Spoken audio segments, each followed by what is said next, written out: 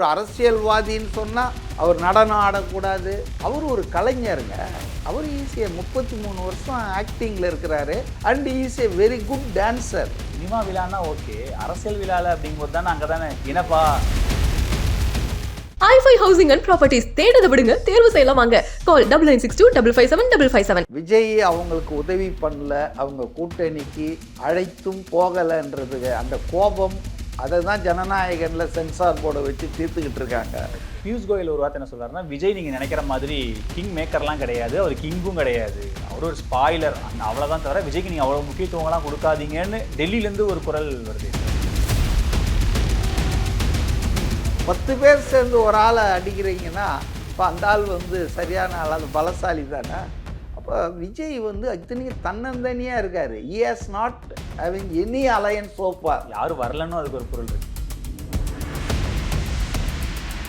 நம்ம கொள்கை கோட்பாடை உள்வாங்கிட்டு நம்மோடு கூட்டணிக்கு வருபவர்களை ஆட்சியிலும் அதிகாரத்திலும் பங்கு கொடுப்போம், அது ஒரு ஸ்டேட்மெண்ட்.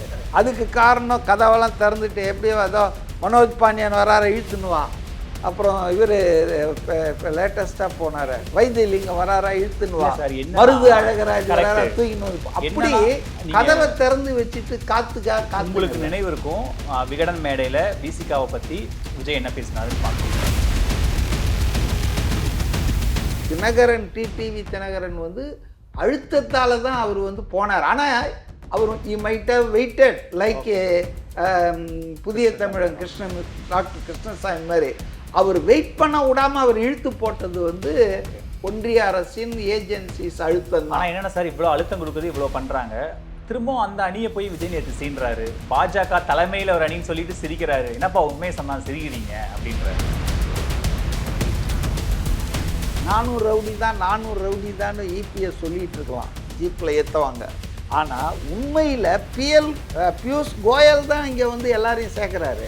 பிரேமலதா கிட்ட பேசுறது யாரு? பியூஷ் கோயல் தான். இவர் பொம்மையா இருக்கிறாரு சார். நீங்க இவ்வளவு சொல்றீங்க, உங்களுக்கு நினைவு இருக்கு. ஒரே ஒரு கேள்வி மட்டும், ஒரு கேள்வி. 2021 இதே மாதிரி தான் சொல்லப்பட்டது. அதிமுகவை விழுங்குது, 50 சீட்டு 60 சீட்டுனாங்க, 23 சீட்டை கண்டெயின் பண்ணாரு. 2019 தேர்தலையும் 6 சீட்ல நிறுத்தினாரு. ஸோ எடப்பாடி பழனிசாமி நீங்கள் எவ்வளவு விமர்சனம் வச்சாலும் சீட்டு கொடுக்கறதுலையாகட்டும், பாஜகவை எந்த இடத்துல வைக்கணுங்கிறதுல உறுதியாக தானே இருக்காரு.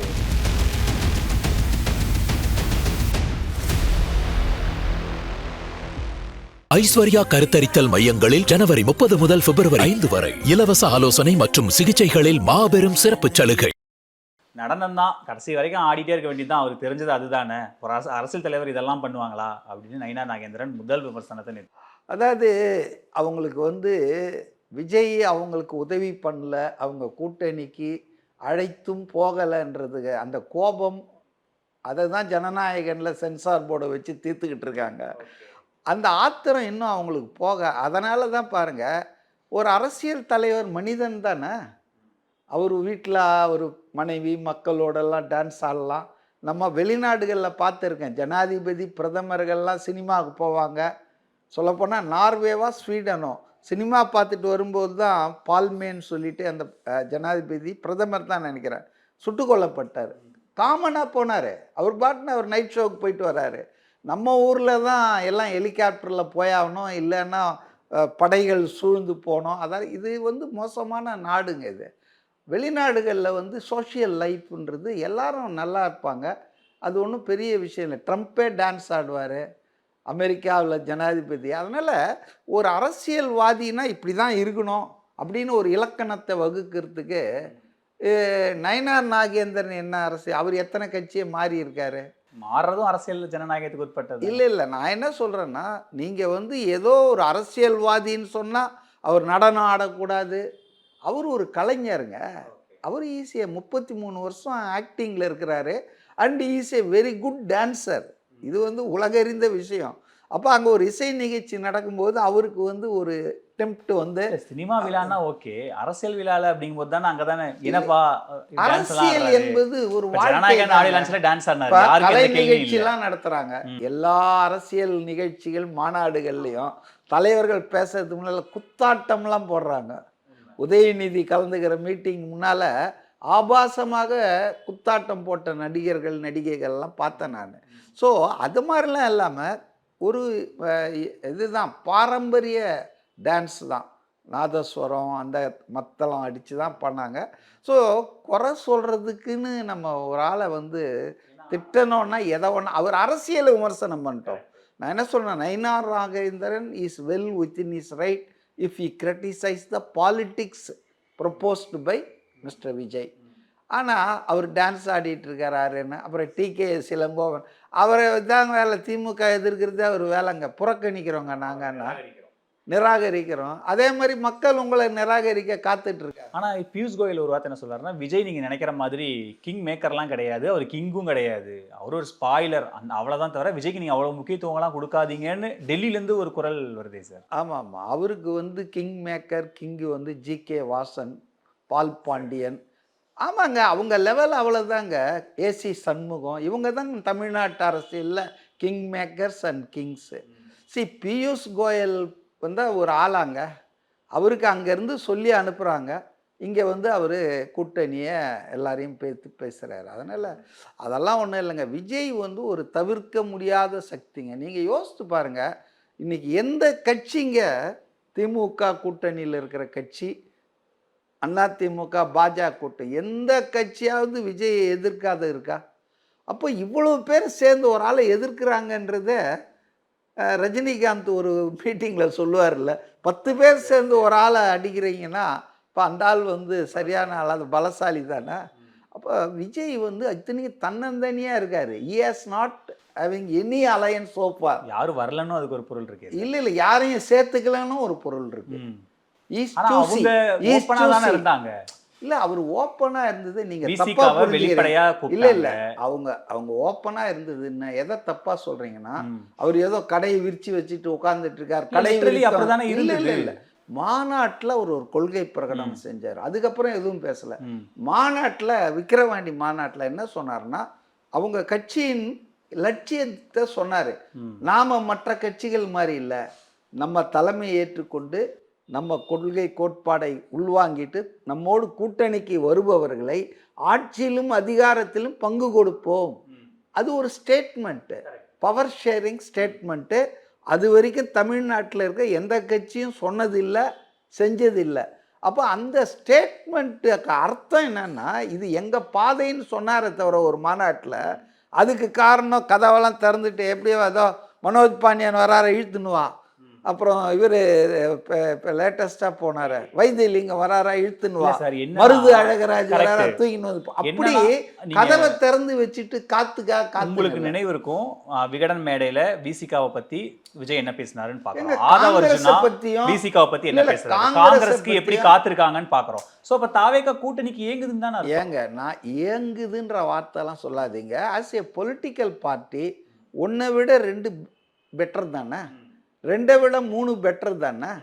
அப்போது ஒரு ஆள் வந்து 10 கட்சி கூட்டணி வச்சுக்க, இன்னொரு ஆள் 8 கட்சி வச்சுருக்கும் போது நாம் தனியாக போகிறத விட, தனியாக போனாலும் நமக்கு நம்பிக்கை இருக்குது, ஆனாலும் ஒரு 2 பேர் துணையாக வந்தால் நல்லா இருக்கும்னு நினைக்கிறதுல வாட் இஸ் ராங்? தப்பு கிடையாது, அதுவே பலவீனம் இல்லை. பலவீனம் இல்லை. இப்போ 10 வச்சுக்கிட்டு 11ஆவதுக்கு வலை போடுறது தான், 12ஆவதுக்கு தேடுறது தான் பலவீனம். கரெக்ட். ஆனா என்னன்னா, என்கிட்ட நான் மக்களோட தான் கூட்டணியில இருக்கேன், எனக்கு எந்த கட்சி இல்லைங்கும் போது அப்போ அவர்கிட்ட யாரும் போகல. நீங்க சொல்ற இதே வைத்தியலிங்கம், மனோஜ் பாண்டியன். இல்ல இதை நான் சொல்றேன் கேளுங்க. அதாவது அவர் வந்து ஒரு தூய சக்தின்னு டிக்ளேர் பண்றாரு. இப்போ அங்கே போனால் சம்பாதிக்க முடியாதுன்றது முன்னாலேயே தெரியுது. நான் பணத்தை தொடமாட்டேன், எவனையும் விடமாட்டேன்னு சொல்கிறாரு. போல்டாக ஒரு இஷ்யூயிங் ஸ்டேட்மெண்ட்டு. இன்றைக்கி அரசியலில் வர்றவங்கெல்லாம் யார்? அரசியலில் வர்றவங்க எல்லாருமே சம்பாதிக்கணும், சொத்து சேர்க்கணும், பதவியை பிடிக்கணும் அப்படின்றவங்க தான். சேவைக்காக அரசியல் வர்ற காலம்லாம் மலையேறி போச்சுங்க.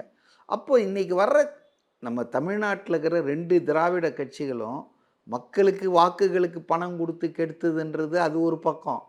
அவங்க அடுத்த ஸ்டேஜுக்கு போயிட்டாங்க. ஸ்டேஜ் 2 லெவல் 2க்கு போய் 2.0 இப்போ என்னென்னா, அரசியல் கட்சிகளுக்கே பணம் கொடுக்குறாங்க.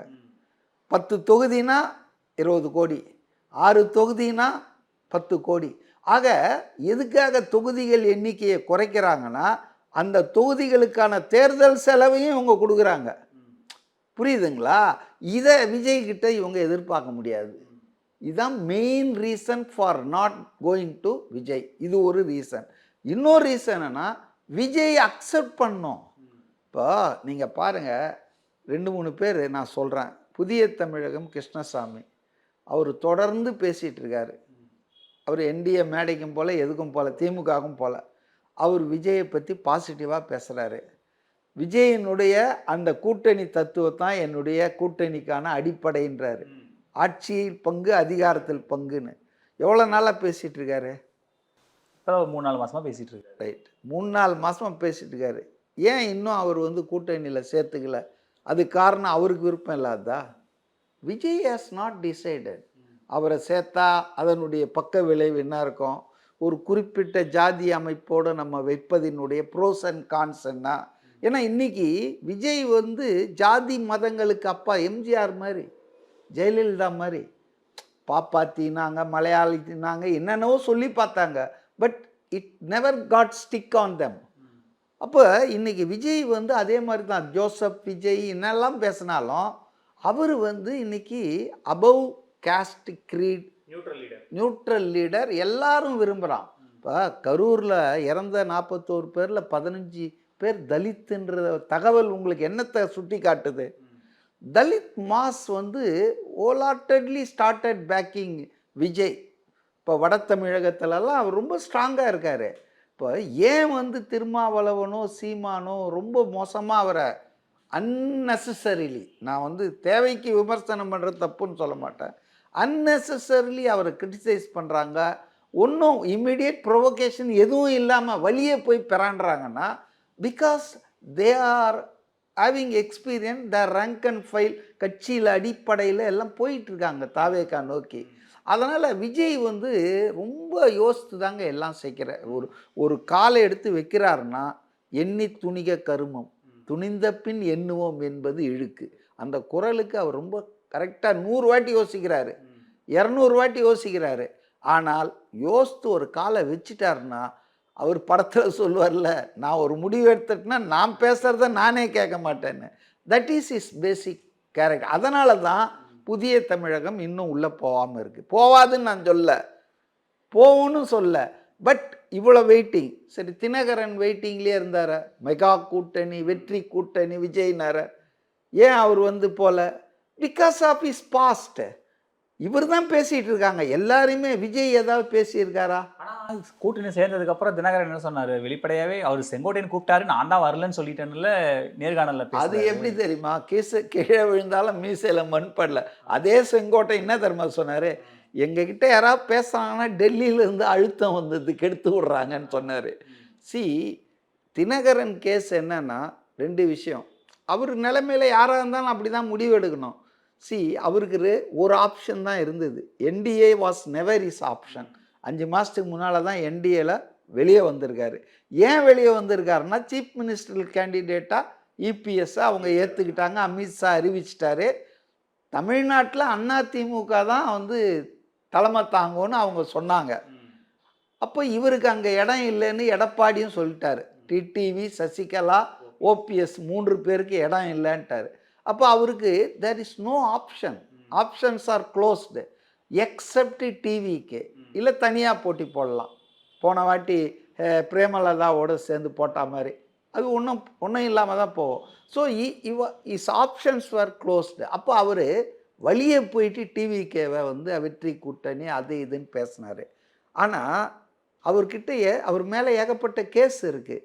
அதாவது ஃபெரா வயலேஷன்ஸு, எலெக்ஷன் கமிஷனுக்கு லஞ்சம் கொடுத்தது, இது மாதிரி பல கேஸுகள் இருக்குது. அப்போ அமித்ஷா வந்து சும்மா இருப்பாரா? ஒரு கட்சி அது வந்து வந்தால் ஒரு 2% கிடைக்கணுமா? அப்போ அவங்க அதை தானே ரொம்ப மைக்ரோ இதெல்லாம் பார்ப்பாங்களா அவங்க? அப்போ வந்து அதனால தான் அவங்க சுருக்கிட்டாங்க. செங்கோட்டையன் பேசிகிட்டு இருந்தது உண்மை. ஆனால் செங்கோட்டையனுக்கும் என்ன புரிதல் இல்லைன்னா தாவேக்கால விஜய் இஸ் த பாஸ். விஜய்க்கு இருக்கிற ஒரு தூய சக்தின்ற அந்த இமேஜ் தான் அவங்களுக்கு பெரிய அட்வான்டேஜ். அந்த தூய சக்தியோடு இந்த தினகரன் மாதிரி ஊழல் சக்தி போனான்னா அது வந்து காம்ப்ரமைஸ் ஆகிடும்ன்றது அவருக்கு தெரியல. அதன் விளைவு தான் அவர் பேசிகிட்டு இருக்கார். ஆனால் அவர் பேசுகிறாருன்னு தெரிஞ்ச உடனே டெல்லியில் அழுத்தம் கொடுத்துட்டாங்க தினகரனுக்கு. ஸோ தினகரனுக்கு வேற வழி இல்லை. ஜெயிலுக்கு போறியா டிகாரில், இல்லை அதிமுக கூட்டணிக்கு வரியா. அதனால தான் பாருங்க, அவர் அதிமுக கூட்டணி தலைமை தாங்குதுன்னா இபிஎஸ் கிட்ட போய் சேரல. அவருக்காக பியூஷ் கோயல் பியூஷ் கோயல் கிட்ட தான் அவர் சேர்ந்தார். இபிஎஸ்ஸை கூட எங்கே சந்திச்சார்? எல்லாரையும் போல பாஜக மேடையில் மதுராந்தகத்தில் தான் சந்திச்சார். பங்காளி சண்டை அது இதுன்னு டயலாக் விட்டார். அதனால் அதாவது இவர் தினகரன், டிடிவி தினகரன் அழுத்தத்தால் தான் அவர் போனார். ஆனால் அவர் மைட் ஹவ் வெயிட்டட் லைக் புதிய தமிழன் டாக்டர் கிருஷ்ணசாமி மாதிரி அவர் வெயிட் பண்ண விடாமல் அவர் இழுத்து போட்டது ஒன்றிய அரசின் ஏஜென்சிஸ் அழுத்தம் தான். என்னென்ன சார் இவ்வளோ அழுத்தம் கொடுக்குது, இவ்வளோ பண்ணுறாங்க, திரும்பவும் அந்த அணியை போய் விஜய் நேற்று சீன்றாரு. பாஜக தலைமையில் ஒரு அணின்னு சொல்லிட்டு சிரிக்கிறாரு. என்னப்பா உண்மையை சொன்னா சிரிக்கிறீங்க அப்படின்றாரு. இல்லை இல்லை, இங்க தமிழகத்துல அதிமுக தான் தலைமை தாங்குது. இல்லை இல்லை, நீங்க அவர் ரொம்ப மைனூட்டா ரொம்ப அந்த தமிழ்நாட்டு அரசியலை நுண்ணியமாக பார்க்குறாருன்றதான் நான் பார்த்து வியந்தேன். அவர் அதை ஏதோ கிண்டல் பண்ணுறாரு, சீன்னார் அதிமுகன்னு நினைக்காதீங்க. அவர் மிக தெளிவாக சொன்னார். 3 அணியோ 4 அணியோ இருக்குதுன்னு சொல்லிக்கிறாங்க, அது இருக்கட்டும், எத்தனை அணியோ இருக்கட்டும்னாரு. அவர் சீமானை டச் பண்ணவே விரும்பலைன்றது அதுலேருந்து தெரியுது. இதுக்கிடையில் சீமான் பேசுகிறாங்க, 2 பேரும் இணையிறாங்கன்னு ஒரு நெரேட்டிவை கிளப்பி விட்டாங்க. அச்சா, சீமானா ஒரு பிளேயராகவே கருதலைன்றது தான் என்னுடைய புரிதல். ஸோ 3ஓ 4ஓ அது இருக்கட்டும், அது பாட்டுன்னு. முதல்ல நாம் மக்களோட அணியாக இருக்கிறோம். 2வது திமுக அதன் தோழமை கட்சி கூட்டணி இருக்காங்க. 3வது பாஜக தலைமையில் அதர்ஸ் எல்லாம் இருக்காங்க. இந்த அதர்ஸில் போட்டு விட்டார் அதிமுகவை. இது ஏதோ தெரியாமல் இல்லை தெரிஞ்சுதான் டெலிபரேட்டாக பண்ணார். காரணம் என்னன்னா அதான் நுண்ணியா பாஜக. பாருங்க, இன்னைக்கு என்டிஏ கூட்டணிக்கு தலைமை 400 ரவுடி தான் 400 ரவுடி தான் இபிஎஸ் சொல்லிட்டு இருக்கலாம், ஜீப்பில் ஏற்றுவாங்க. ஆனால் உண்மையில் பியூஷ் கோயல் தான் இங்கே எல்லாரையும் சேர்க்குறாரு. பிரேமலதா கிட்ட பேசுறது யார்? பியூஷ் கோயல் தான். புரியுதுங்களா? அன்புமணி ராமதாஸ் மட்டும்தாங்க அதிமுகவில் போய் சேர்ந்தார். அதுக்கும் ரீசன் இருக்கு. அதுக்கு அவர் ராஜ்யசபா ஒன்று கொடுக்கணும். அந்த கொடுக்குற நிலைமையில் இன்னைக்கு அதிமுக தான் இருக்குது. புரியுதுங்களா? அங்கே இல்லை இல்லை, பெரிய கட்சி இது இல்லைங்க, ரெக்கார்ட் படிங்க. ஆனால் சரி, நான் உங்களுக்கு இன்னும் புரியுறேன் அது எவ்வளோ நுட்பமாக அது சொன்னாருன்னு. இப்போ டிடிவி லேட்டாக போய் சேர்ந்தார். சேர்ந்து என்ன சொல்கிறாரு, டிக்ளேர் பண்ணுறாரு, நான் அசம்பிளி தேர்தலில் நிற்க மாட்டேன். அவர் பர்த்து ராஜ்யசபாவில் பண்ணி அப்படி எங்கேயா ஒடுங்கிடலான்னு பார்க்குறாரு. ஆனால் அவர் அதோடு நிற்காம, நான் நிற்க மாட்டேன்னு மட்டும் சொல்ல, என் ஆதரவாளர்களை எம்எல்ஏவாக்கி அமைச்சர்களாக்கி அழகு பார்ப்பேன்றார். டிடிவி ஒரு தனி கட்சி நடத்திட்டு இருக்காரு. அன்லெஸ் தமிழ்நாட்டில் அவங்க கூட்டணி ஆட்சிக்கு வந்தால் ஒழிய, கூட்டணி ஆட்சி அமைந்தால் ஒழிய, பாஜகவே மந்திரி ஆவான்னு தெரியாத நிலையில் டிடிவி சொல்கிறாருன்னா what is is understanding? Number 1. இவர் என்ன சொல்லிட்டு இருக்காரு, 400 ரவுடி தான் 400 ரவுடி தான், என் தலைமையில் தான், நாங்கள் தான் தனித்து ஆட்சி வைப்போம் அதிமுக அப்படின்னு சொல்லிட்டு இருக்காரு. அமித்ஷாவுக்கு வேற மாதிரி இவர் உரை எழுதிட்டு இருக்காரு. அவர் என்டிஏ கூட்டணின்றாரு, ஆனால் அதிமுக தான் ஆட்சி அமைக்கணும் இவர் தலைமையில அமித்ஷா சொல்லியிருந்தாருல்ல. இல்லை இல்லை, அதாங்க, அதிமுக தலைமையில்னா கூட்டணி ஆட்சி தானே அது.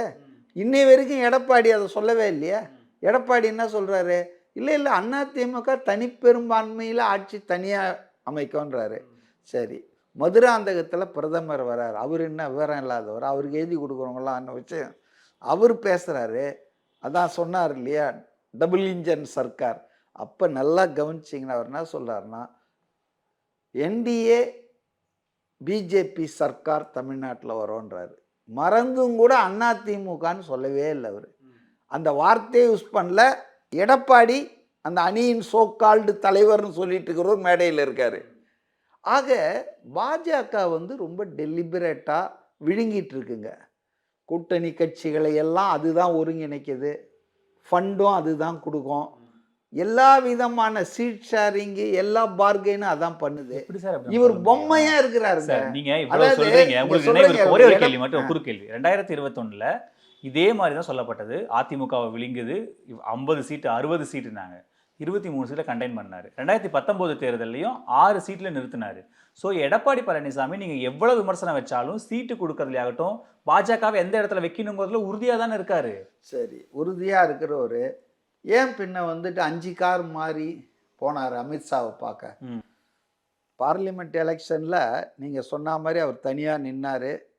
1% ஓட்டை இன்க்ரீஸ் பண்ணி காமிச்சார். Despite the absence of prime ministerial candidate for ADMK in that Lok Sabha election. அப்போ ஏன் அவர் வந்து அமித்ஷா வந்தது அப்புறம்தான் இவர் என்ன சொன்னார் அங்கே நிருபர்களுக்கு, தமிழ்நாட்டின் கோரிக்கைகளை பேச போனார். ஆனால் ஈவினிங்கே கெட்டிக்காரன் புழுகு 8 நாள்ன்ற மாதிரி 8 மணி நேரம் கூட அமித்ஷா ட்விட்டரில் போட்டார், அலையன்ஸை பேசியாச்சு, என்டிஏ சர்க்கார் வரும்னு பேசிட்டார். So is under compulsion. அதாவது அதுக்கு பல காரணங்கள் சொன்னாங்க. ஒன்று, அவர் சம்பந்தி, அவருடைய மகன் சம்பந்தப்பட்ட விவகாரங்கள், ப்ளஸ் அவருடைய லெப்டினன்ட்ஸ் இருக்காங்க இல்லையா, எஸ்பி வேலுமணி, தங்கமணி, வைரமணிலாம், இவங்க மணிமணியாக பண்ணியிருக்கிற பல விஷயங்கள் வந்து அவங்கக்கிட்ட ஃபைல் இருக்குது. இப்போ அவங்களும் ப்ரெஷர் கொடுக்குறாங்க. இது வந்து பிஜேபி ப்ரெஷர் மட்டும் இல்லை, உள்ளுக்குள்ளேருந்து ப்ரெஷர் வருது. இப்போ கோழி முட்டை வந்து எப்படி வருதுன்னு போது, தாய்க்கோழி முட்டையை வந்து அதை உடைக்க பார்ப்போம், அந்த குட்டி கோழி குஞ்சு இருக்குல்ல அது வெளியே வர முயற்சி பண்ணோம். அது மாதிரி 2 பக்கத்துலேருந்து அழுத்தம் கொடுத்து தான் இந்த உடைந்த கூட்டணி உருவாக்கப்பட்டது. அதில் வந்து அதிமுக முன்னாள் அமைச்சர்கள் பலரின் ஊழல் விவகாரங்கள், எடப்பாடியின் குடும்ப நபர்கள் சம்பந்தப்பட்ட ஊழல்கள், இதெல்லாம் வச்சு தான் 2021 நான் சொல்கிறேன், ஒத்துக்கிறேன். அன்னைக்கு அவர் முதல்வர் இல்லை, அதாவது முதல்வர் இது. ஆனால் இன்னைக்கு 4 வருஷம் ஆட்சியில் அவர் மேலே எவ்வளோ வழக்குகள் எவ்வளோ இது இருக்குன்றது உங்களுக்கு தெரியும். ஆனாலும் ஆகவே அந்த அழுத்தத்துக்கு இன்னைக்கு கட்சி அவரை விட்டு போயிடுங்க. இப்போ எஸ்பி வேலுமணியை மற்றவங்களெல்லாம் அவர் வந்து விட்டுட்டு அவங்க சொல்கிறத கேட்காம செங்கோட்டையன் இல்லை எஸ்பி வேலுமணி, உடனே அவரை தூக்கி போட்டான்னு காலி ஆகிடுவார் இவர்.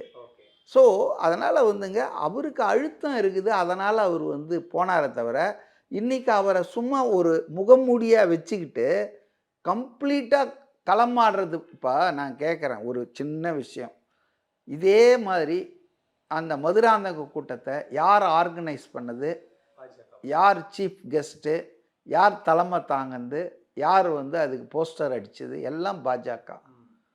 இவர் விருந்தாளியே தான் போனார். பிரதமர் வராருங்கும் போது பிரதமர் யாருங்க, பாஜகவுடைய தேசிய ஜனநாயக முன்னணியுடைய தலைவர், அவர் தான் அங்கே. சரி, இப்போ திமுக கூட்டணியில் காங்கிரஸ் தான் வந்து பிரச்சார கூட்டத்தை நடத்துமா, ஒருங்கிணைக்குமா? காங்கிரஸ் தலைவர்கள் தான் தலைமை தாங்குவாங்களா? முதல்வர் உட்காந்துட்டு இருப்பாரா? திமுக இங்கே தலைமை தாங்கிறது திமுக, இதில் எந்த டவுட்டும் இல்லை. அதே மாதிரி அங்கே அப்படி சொல்ல முடியாது. ஏன்னா அங்கே தலைமை பொறுப்பை பாஜக எடுத்துக்கிச்சு, இவர் கொடுக்கல, அவங்களே எடுத்துக்கிட்டாங்க. கூட்டணி கட்சிகளும் பாஜகவை தான் போகிறாங்க. ஸோ தேர்தலுக்கு முன்னாலேயே இந்த கதியில் இருக்குதுன்னா தேர்தலுக்கு பிறகு முழுமையாக பாஜக கண்ட்ரோலில் வந்துடும். இப்போவே பாஜக தான் இயக்குது. ஃபேக்கடாக பழனிசாமி அதிமுகன்னு சொல்லிகிட்டு இருக்காங்க. ஸோ அதனால தான் நான் இப்போ பாருங்கள், எந்த கூட்டணியில் உள் ஒதுக்கீடு வரும், நீங்கள் 50-60 எங்களுக்கு கொடுத்துருங்க, நாங்கள் பிரிச்சுக்கிடுவோம். இது எந்த கூட்டணியாக நீங்கள் கேள்விப்பட்டிருக்கீங்களா? நீங்கள் தான் சீட்டை அலோகேட் பண்ணோம். நீங்கள் ஒரு கட்சி, இவர் ஹோல்சேல் டீலர், இவர் ரீட்டெய்லர், பிஜேபி ரீட்டெயில், அது வாங்கி அது இந்த அமமுகக்கு இவ்வளோ, ஓபிஎஸ் நீ தேர்தலில் போட்டி போடாத, இல்லைன்னா அமமுக சின்னத்தில் நீ போட்டி போடு. ஸோ ஓபிஎஸ்ஸால் ரூல் பண்ண முடியல, ரூல் அவுட் பண்ண முடியல. தினகரன் என்றி அவரால் ரூல் அவுட் பண்ண முடியல. என்ன சொன்னாங்க தெரியுமா? அண்ணாமலையே காலி பண்ணிட்டாரு எடப்பாடி. நாங்கள் அண்ணாமலையை அமித்ஷா காலி பண்ணியிருக்காரு எடப்பாடியை யூஸ் பண்ணி, நாட் எடப்பாடி. அப்படின்னா தினகரனை எப்படி அவர் ரூல் அவுட் பண்ண முடியல? கடைசி வரைக்கும் என்னென்னோ பேசிகிட்டு இருந்தார், 3 பேருக்கு இடமே இல்லைன்னு. அப்புறம் எப்படி சொல்கிறாங்க, இப்போ வந்துட்டு அப்படியே ஆற தழுவுறாங்க. So all are decided and dictated by BJP. அதனால தான் விஜய் அதைத்தான் அந்த பொருளில் தான் அவர் சொன்னாரே தவிர வேற உண்மையை சொல்லியிருக்கார், உடச்சி இருக்கார், அவ்வளோதான். நன்றி சார். இவ்வளோ நேரம் உங்கள் நேரத்தை எங்களோட செலவழிச்சதுக்கு ரொம்ப நன்றி sir. i5 housing and properties தேடுத விடுங்க தேர்வு செய்யலாம் வாங்க கால் 9962557557. ஐஸ்வர்யா கருத்தரித்தல் மையங்களில் ஜனவரி 30 முதல் பிப்ரவரி 5 வரை இலவச ஆலோசனை மற்றும் சிகிச்சைகளில் மாபெரும் சிறப்பு சலுகை.